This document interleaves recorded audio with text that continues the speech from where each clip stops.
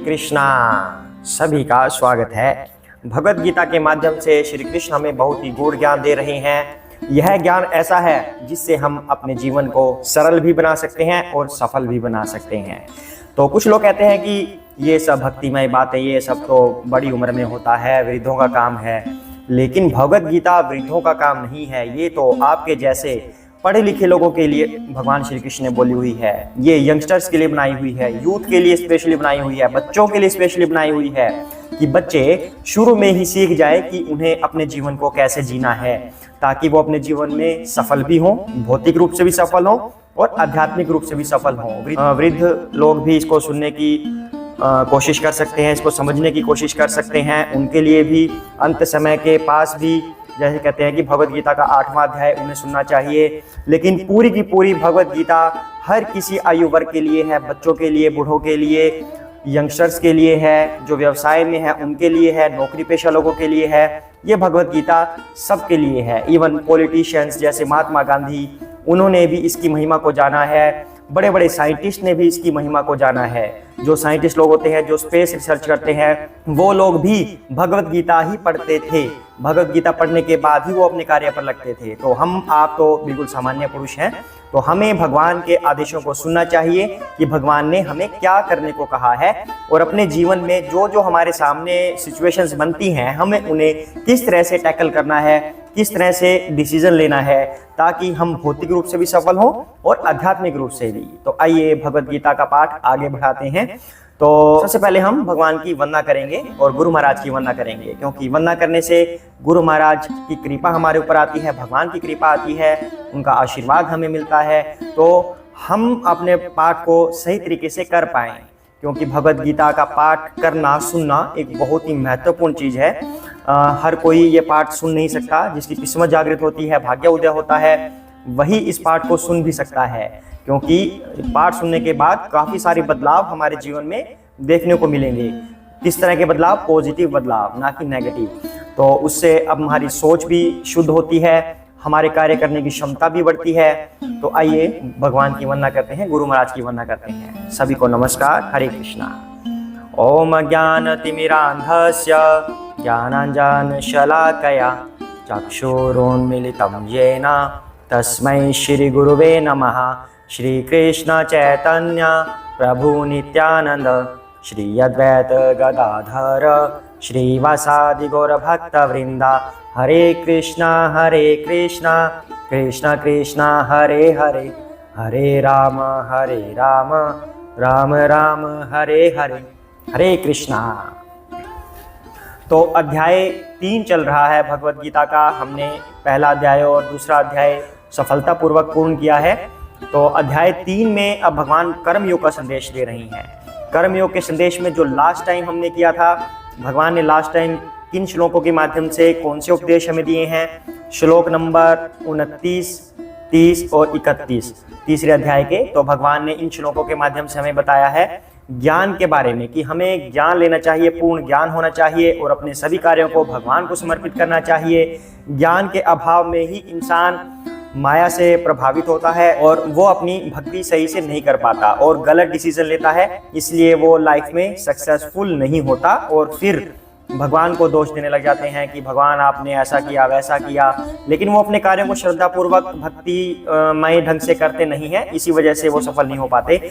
तो भगवान कहते हैं कि ज्ञान प्राप्त कीजिए, पूर्ण ज्ञान प्राप्त कीजिए और अपने सभी कार्यों को माया से रहित होकर, लाभ की आकांक्षा से रहित होकर मुझ पर समर्पित कर दीजिए और पूर्ण भाव से, पूर्ण भक्तिमय भाव से भक्ति कीजिए। हरे कृष्णा। आगे बढ़ते हैं।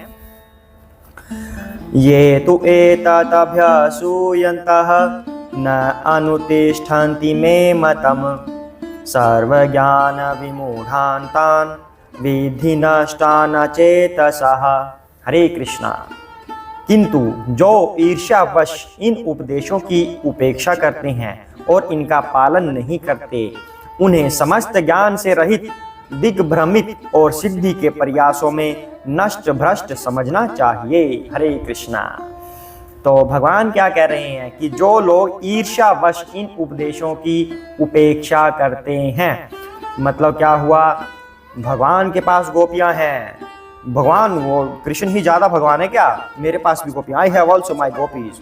ठीक है, इस तरह की बातें आती हैं सामने। भगवान के पास ही बहुत धन है क्या, मेरे पास भी है, बहुत धन है मेरे पास भी। जैसे कल भी हुआ था, यही बात चर्चा हुई थी इसी पे।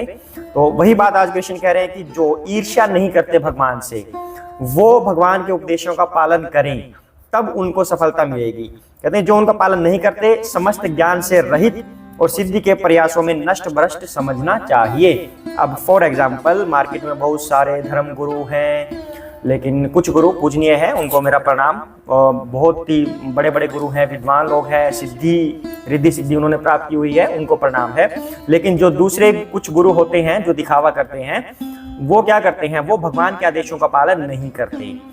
जब भगवान ने बोला है कि पूर्ण शुद्धि से रहना है, नियमों का पालन करना है, जप करना है, और जो भगवान के आदेश हैं उनको एज इट इज लोगों तक पहुंचाना है, ये गुरु का मेन उद्देश्य होता है। उसका कार्य ये होता है, पोस्टमैन का कार्य होता है गुरु का, कि जो भगवान बोल रहे हैं एज इट इज चिट्ठी लोगों तक पहुंचाए, कि भगवान ने ये बोला है, आपको ये सुनिए, भगवान ने ये बोला है।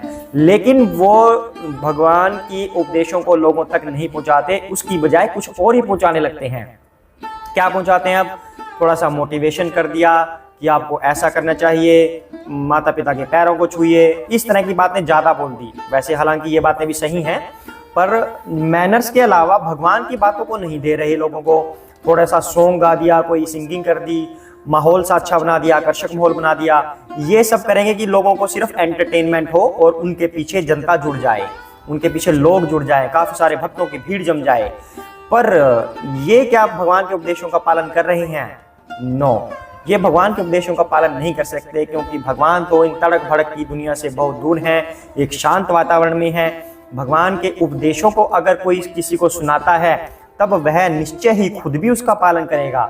लेकिन जो सुना ही नहीं रहा, सुना ही कुछ हो रहा है, तो वो क्या पालन करेगा? तो जो वो कार्य कर रही हैं, उसमें उन्हें रिद्धि सिद्धि कभी नहीं मिलेगी। वो खुद भी भटकते रहेंगे और दूसरों को भी कंफ्यूज करते रहेंगे। उन्हें पता ही नहीं चलेगा कि मुझे जीवन में करना क्या है, कैसे करना है। लोगों को तो बता रहे हैं, पर खुद नहीं समझ पा रहे, क्योंकि वो भगवान की नॉलेज नहीं दे रहे। जो भगवान ने भगवत गीता में लिखा है वो नहीं बता रहे।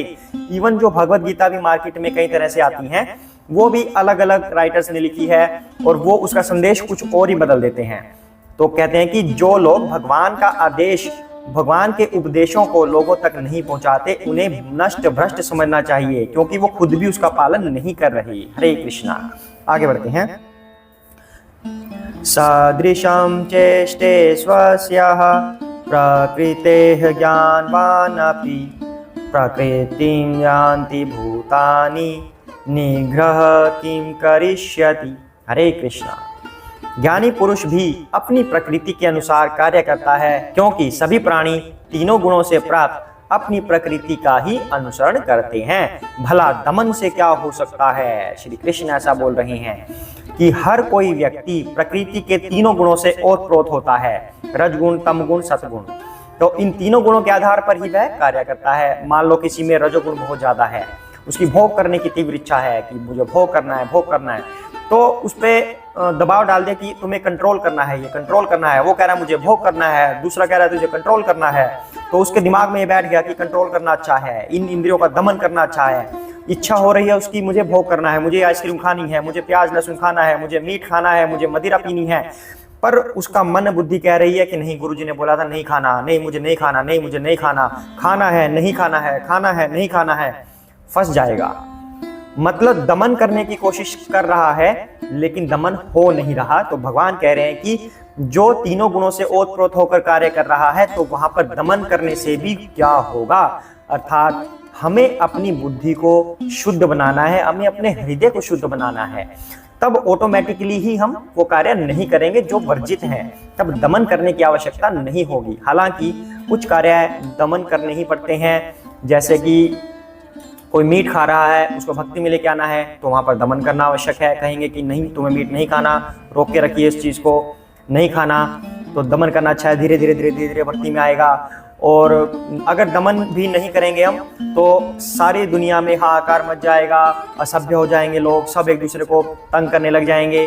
दमन करना भी आवश्यक है, लेकिन भगवान यहाँ पर कह रहे हैं कि भला दमन से क्या हो सकता है। वो उन लोगों को कह रहे हैं कि जो रजोगुण में स्थित हैं, यानी कि थोड़े थोड़े भक्त हैं, जो बिल्कुल ही खराब नहीं है, थोड़े थोड़े भक्त हैं कि पाठ पूजा कर रहे हैं, लेकिन साथ साथ में दूसरी तरफ दिमाग है कि नहीं मुझे भोग भी करना है, मुझे भोग भी करना है। तो उन लोगों को भगवान कह रहे हैं कि दमन करने से क्या होगा, अपने हृदय को पूर्ण रूप से शुद्ध कर लीजिए, तब आपको दमन करने की आवश्यकता नहीं पड़ेगी, तब आप ऑटोमेटिकली ही सही कार्य करेंगे। हरे कृष्णा। आगे बढ़ते हैं। इंद्रियस्य अर्थे राग द्वेषो व्यस्थितवो तयोः नावशम् आगच्छेत् तौ हि अस्य परिपन्थिनौ। हरे कृष्णा। प्रत्येक इंद्रिय और उसके विषय से संबंधित राग द्वेष को व्यवस्थित करने के नियम होते हैं। मनुष्य को ऐसे राग और द्वेष के वशीभूत नहीं रहना चाहिए, क्योंकि ये आत्म साक्षात्कार के मार्ग में अवरोधक हैं। हरे कृष्णा। तो भगवान कह रहे हैं कि हर एक चीज के प्रति इंसान का अपना राग द्वेष होता है, किसी चीज के प्रति लव होता है, किसी चीज के प्रति हेट होता है, तो उनके वशीभूत इंसान को नहीं होना चाहिए। ये आत्म साक्षात्कार के मार्ग में बाधक होते हैं। अब हमें किसी चीज से बहुत ही प्यार है, मान लो हम नई कार लेके आए हैं घर में, हमें उस कार से प्यार है कि हर समय हम फिर क्या करेंगे, हम उस कार की ही सेवा करेंगे। हाय ये मिट्टी लग गई, ये गंदा हो गया, यहाँ से इसको सफाई कीजिए, यहाँ पे पॉलिश कीजिए, डैशबोर्ड कितना गंदा हो गया, इसको सफाई कीजिए। तो उसी के अंदर अपना समय व्यतीत करेगा। फिर भगवान की प्रार्थना कब करेगा, वो कब जानेगा कि मैं कौन हूँ, आत्मा कौन है, परमात्मा कौन है, परम पुरुषोत्तम भगवान कौन है, मुझे उनकी आराधना कैसे करनी है, वो तो जान ही नहीं पाएगा। तो जिसके प्रति उसको इतना प्यार हो गया है, राग हो गया है, तो वो उसी के अंदर अपनी इंद्रियों को हमेशा लगा के रखेगा, उसी के अंदर उसका स्मरण रहेगा, तो वो आत्म साक्षात्कार उसको वहां पर नहीं मिल सकता। इसी तरह द्वेष की बात हो गई, मान लो हमें किसी से नफरत हो गई, तो हम हमेशा उसी के बारे में सोचेंगे, उसी के बारे में सोचेंगे कि उसने मेरे साथ ऐसा किया, उसने मेरे साथ वैसा किया, तो उसका ध्यान भगवान में लगेगा ही नहीं। तो भगवान कह रहे हैं कि इनको ठीक करने के जो ये इंद्रिय विषय होते हैं, इनके वशीभूत आप मत होइए, आप राग और द्वेष दोनों से परे हो जाइए, आप न्यूट्रल होने चाहिए, किसी से ना आपको प्यार हो ना आपको किसी से नफरत हो। जैसे कि हमारे श्री राम भगवान, उन्हें किसी से कोई नफरत नहीं थी। जब रावण को मारा तो भी श्री राम उनके प्रति इतने दयालु थे, उन्होंने रावण को बोला कि मेरे छोटे भाई लक्ष्मण को आप कुछ उपदेश दीजिए जिसको ये अपने जीवन में धारण कर सके, क्योंकि श्री राम को पता था कि रावण एक महान विद्वान है। जैसे ही उसकी मृत्यु हुई, मतलब वो मरणासन्नम के पास था, शरीर छोड़ने के आसपास था, तो उसके प्रति जो शत्रुता थी वो खत्म हो गई, श्री राम उनके प्रति दयालु हो गए। तो इस तरह से हमें राग और द्वेष दोनों से बचना चाहिए, तभी हम भक्ति की तरफ आगे बढ़ सकते हैं। और ये एक बहुत महत्वपूर्ण पहलू है। दो भक्तों के बीच में भी कई बार लड़ाई बच जाती है, झगड़ा हो जाता है, तो उनके लिए भी ये संदेश है। कृष्ण कह रहे हैं आपस में द्वेष मत कीजिए। अगर तुम आपस में द्वेष करोगे तो भक्ति में मन लगेगा ही नहीं, तुम दूसरे भक्त के प्रति हमेशा सोचते रहोगे, इसने मेरे साथ ऐसे किया था, इसने मेरे साथ बुरा व्यवहार किया, मतलब हम अपनी ईगो में आ जाते हैं, ईगो हर्ट हो गई हमारी। तो मत कीजिए किसी से द्वेष। भक्तों के लिए भी ये चीज लागू होती है कि भक्तों को भी एक दूसरे से द्वेष नहीं करना, एक दूसरे से प्रेम नहीं करना। अब ब्रह्मचारी को क्या कहा जाता है, ब्रह्मचारी जो सन्यासी होते हैं, सन्यासी के लिए ये बात कही गई है कि सन्यासी कभी भी एक जगह पर रुकता नहीं है, चलता जाता है, कभी एक जगह पर नहीं रुकता। ब्रह्मचारी हो गए, सन्यासी हो गए, ये चलते जाएंगे, क्योंकि अगर एक जगह पर रुकेंगे तो उन वस्तुओं से उनका लगाव हो जाएगा, अटैचमेंट हो जाएगी, जिससे फिर उनको छोड़ते हुए उनको बड़ी दिक्कत आएगी। तो किसी चीज के प्रति हमें आसक्ति नहीं रखनी, ना किसी से राग रखना है, ना किसी से द्वेष रखना है, तभी हम आत्म साक्षात्कार को प्राप्त कर सकेंगे। आज का संदेश यही है श्री कृष्ण का। हरे कृष्णा। तो इसी तरह भगवत गीता को सुनते रहिए और लाभ प्राप्त कीजिए, और वो फैक्ट्स जानिए कि हमें अपने जीवन में क्या करना है, कैसे करना है, और हम कर क्या रहे हैं और हमें करना क्या चाहिए। इसी तरह बने रहिए, सुनते रहिए भगवत गीता, अपने जीवन को सफल बनाइए। हरे कृष्णा। सभी साथ में बोलेंगे जय श्री कृष्ण चैतन्य प्रभु नित्यानंद श्री अद्वैत गदाधर श्री वसादि गौर भक्त वृंदा। हरे कृष्ण कृष्ण कृष्ण हरे हरे, हरे राम राम राम हरे हरे। हरे कृष्णा।